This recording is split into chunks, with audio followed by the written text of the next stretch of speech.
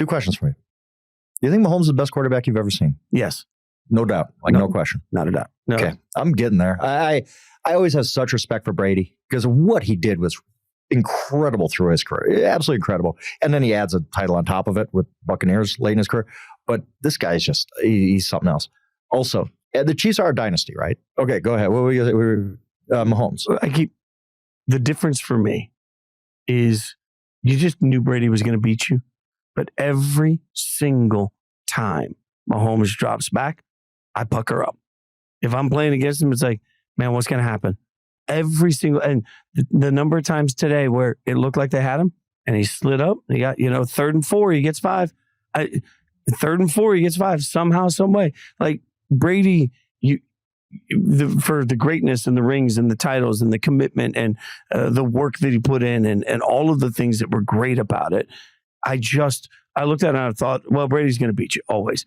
I feel like every single play, Mahomes is just, you think you got him and you don't. And it's so frustrating to watch if you're trying, like as a Raiders fan, frustrating to watch against Mahomes and beautiful to watch when you're watching a game like this. Right. It's much different, I think, but he's almost like Barry Sanders that way. I remember growing up, every time Barry Sanders touched the ball, grew up a Packers fan, obviously. When they were playing the Packers, Barry Sanders touched the ball, I was scared to death. Before he even got to the line of scrimmage, you're scared to death. He's going to house that thing for 80 yards. Same thing with Mahomes, where you're talking about, like every play might be the greatest highlight you've ever seen. He's just that guy. Two, I assume we agree the Chiefs are a dynasty now. Yes, 100%. If they, and this is the first time, I will be the first people to talk about this. If they win 3 in a row, where do they rank all time? Is this the greatest dynasty of all time? Like nobody's done this before. The Patriots had kind of a weird dynasty because it was just 2 guys for 20 years. The whole roster obviously changes over after 20 years. This is pretty much the same group of Chiefs.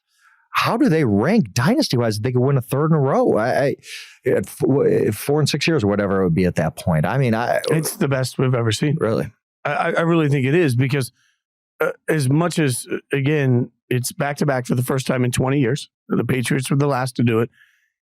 Salary cap constrictions, like roster movement, it's tougher than ever to get to the situation where you can be that sort of a team. And I think that as a coach quarterback combination, Belichick and Brady obviously are clearly at the top of the list for everybody, right? Like Belichick, Brady, take nothing away from them.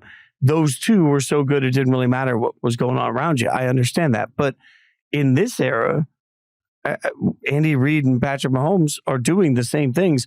And then the other pieces that are around it, like I just think this is the era of dominance that you tell your grandkids about. Like I saw the Chiefs win 3 in a row, 4 in a row, 5 in a row, and until either Mahomes or Andy Reid is not there, I don't know how you doubt that they're just going to keep doing it. So this becomes one of those special moments where you sit back and say, yeah, like history will remember this era of football forever. Yeah. I keep thinking about the Cowboys, 90s Cowboys.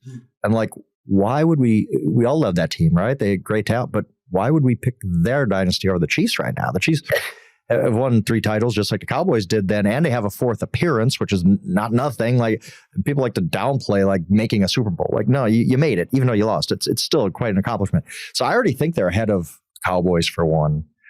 I mean, probably not to the 89ers or the 60s Packers yet, or the 70s. But Niners, we're getting to the Niners, that era of, everything that Joe did with, you have Montana to Rice with the Roger Craig and all that. Like they were just so unbeatable. I think that's. But at some point, if they get this Chiefs team wins another one, why aren't they better than those Niners? Why aren't they better than Steel Curtain Steelers?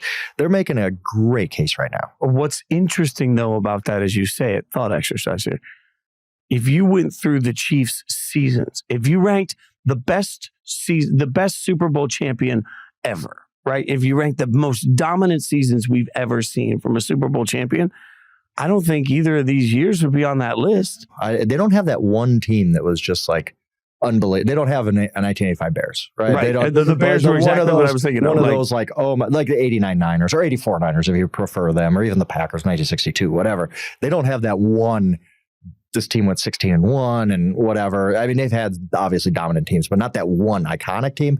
Maybe that's going to, but they still have time. It could be next year for all we know. And winning the Super Bowl is just so like, think about that. I would argue in our lifetime, two of the best teams of all time. Obviously, the undefeated Patriots season didn't win a Super Bowl. And we always talk about the 85 Bears, but the 86 Bears were a better football team, right?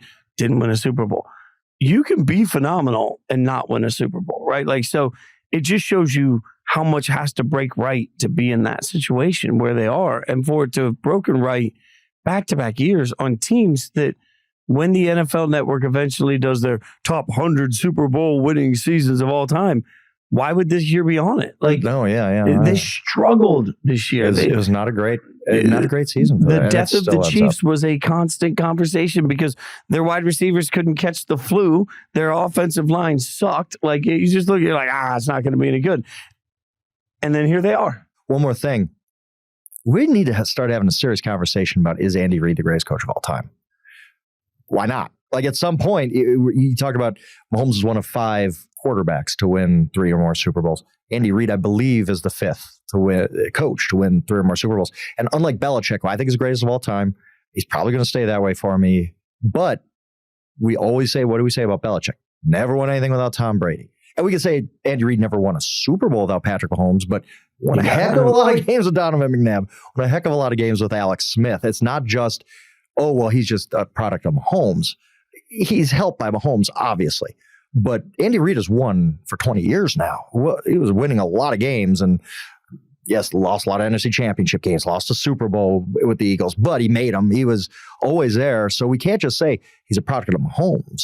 Right. He had a great career before Patrick Mahomes showed up. I mean, things were good enough with Alex Smith that when they decided to trade Alex Smith and start Mahomes, national media networks were saying, "What are you doing? You've lost your mind. Like, you're in a playoff window. You can't do that." Like, so to your point, it's an important part of the conversation with Andy Reid, and it gets really interesting because here in Super Bowl week, all week, I certainly heard a couple of people that I respect talking about whether or not Andy Reid was going to hang it up. Wins the Super Bowl, is he just going to be like, I'm out while I'm on top? Then you watch what they just did, and you think about what's on the table right now for them and the possibility of winning a 3rd straight. I don't know. There's no way you can walk away. I don't think you can. Yeah, you're right. You can't. No, you can't walk away from that because I think, hypothetically, we have a year to talk about this, right? Hypothetically, winning 3 Super Bowls in a row in this era, the salary cap era, I believe would be maybe the greatest accomplishment in sports. There's a reason no team has ever won 3 Super Bowls in a row, 3 NFL championships in a row. There was a pre-Super Bowl NFL. Nobody remembers it. Nobody cares. But 3 Super Bowls in a row, especially in this era with the salary cap, like that should be impossible. The deck is stacked against you every single year. If they can win 3 in a row, you're right. That's why Kelsey, even if he had thoughts of, maybe I just hang it up, Andy Reid, maybe I'll hang. No, you're not doing that when you have a chance to go 3 in a row. Like, especially when you know so special. When you know how hard this season was and you still got it done, that's amazing. So as the week comes to a close, and we've spent the week here in Vegas, you've been around Super Bowls before at a much more than I have, actually. So like I'll defer here. Your thoughts, like as you got through the process of Vegas as a Super Bowl host, did it go well? Like, was it? I thought so. Right, everything you thought it would be and more. I thought it was. I was here for the 2007 NBA All-Star Game. Much less crazy than it was that weekend. I don't know if the prices kept people away or just the Chiefs being here so often, but it wasn't this unbelievable thing. Las Vegas handled it pretty well. It wasn't too big for Las Vegas, obviously. I don't think we expected it to be too big for Las Vegas, but it certainly wasn't. I thought Vegas did great as a Super Bowl host. I think the NFL is getting back here as soon as they can. I think the stadium's beautiful. Obviously, enough hotel rooms for everybody. Everybody had a good time, I think. I mean, we certainly did. Yeah, I will. I'll give CBS a lot of credit. Things you didn't see.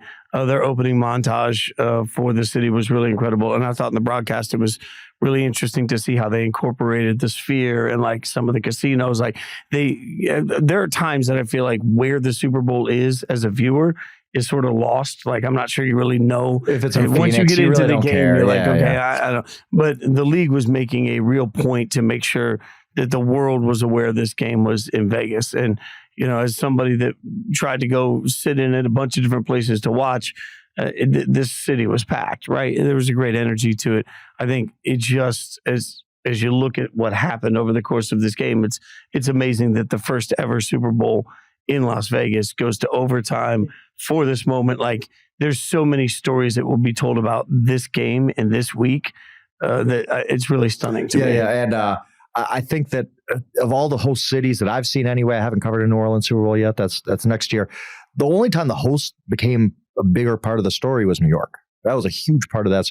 But the host, in being in Vegas, big part of this story, obviously. Nothing I can remember other than that. And I thought, where do you rank this Super Bowl? Like, we don't got to go into it for a half hour, but is this a top 10 Super Bowl for you? This was a really entertaining great game. endings make for great Super Bowls, right? Super Bowls, yeah. So was the game itself? I mean, game itself was okay, right? The first half, 10-3, felt like that was a gift from the gods that we got anything out of that. So, like, context to that, I like points, but I thought it was a very good, good way to end the season. You hate when a Super Bowl or a season ends with a bad Super Bowl. That Patriots Rams Super Bowl, the Jared Goff Super Bowl, it was like, oh, that's it. Now we don't get football for 7 more months. This stinks.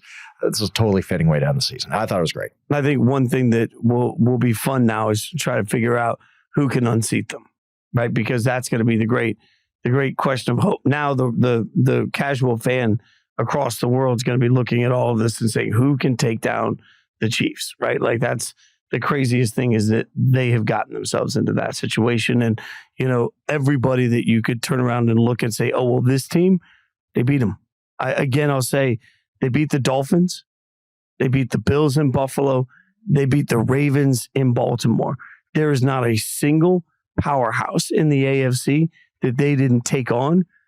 They beat them all.